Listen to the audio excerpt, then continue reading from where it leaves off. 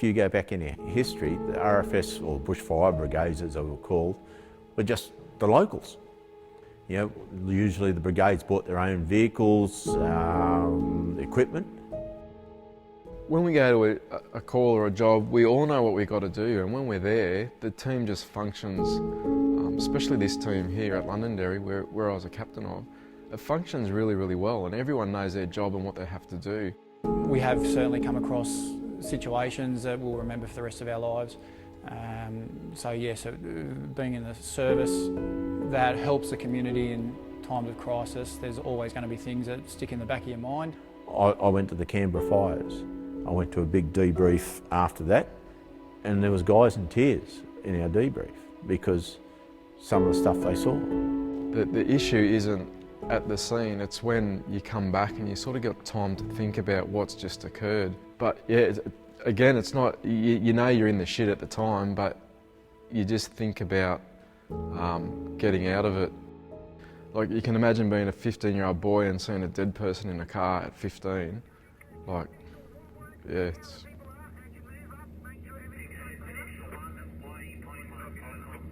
We heard everything, saw everything, right up until the point where the casualty ended up being the victim and didn't survive that accident. So when you drive past that intersection of the road, you'll always have a few thoughts of that night that we're out there. So even that 20 years ago, you know, I can still hear the sounds, the screams, you know, of what we witnessed that night. It's like a glass of water, so you fill up the glass, you go to see a dead person, it fills up this much. You go to another car accident, it fills up a little bit more, there's a big fire, the bills come in and you're running out of money, and then you go to another car accident, and then you come to the fire brigade and someone's whinging to you about a dirty floor, and then all of a sudden you just fucking blow up. I know people have had traumatic stress syndrome, but they weren't firefighters, they were part of the hospital's emergency service, and they actually killed themselves. But every time I saw a doctor, they just upped the medication more and more. They took my licence off me because the medication put me to sleep. So I couldn't work, I couldn't do anything. I live on a property, and I just felt useless. I'll give you my experiences from a psychiatrist. She sat just there in front of me and was trying to tell me how I was supposed to feel, the whole time patting my leg. You know what I mean? Like, how's that supposed to help me? That just pissed me off.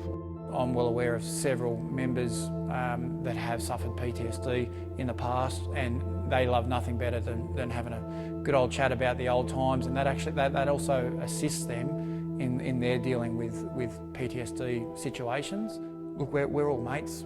We sometimes don't all agree on the same thing, but at the end of the day, we all turn up to jump on the red trucks, to go and help the community, to go and put the fire out. If you feel like that tank's getting full, there's heaps of advice now. As a 15-year-old, there was nothing at all. But now, there's a heap of support networks around us, a heap of people that are there to listen and to help you through it. With your family, it's a pretty delicate thing because, like I was trying to say before, is how do you go home to that person and explain to them what you've just gone through? Because that's going to traumatise them. And I don't want to lay that burden on them to carry my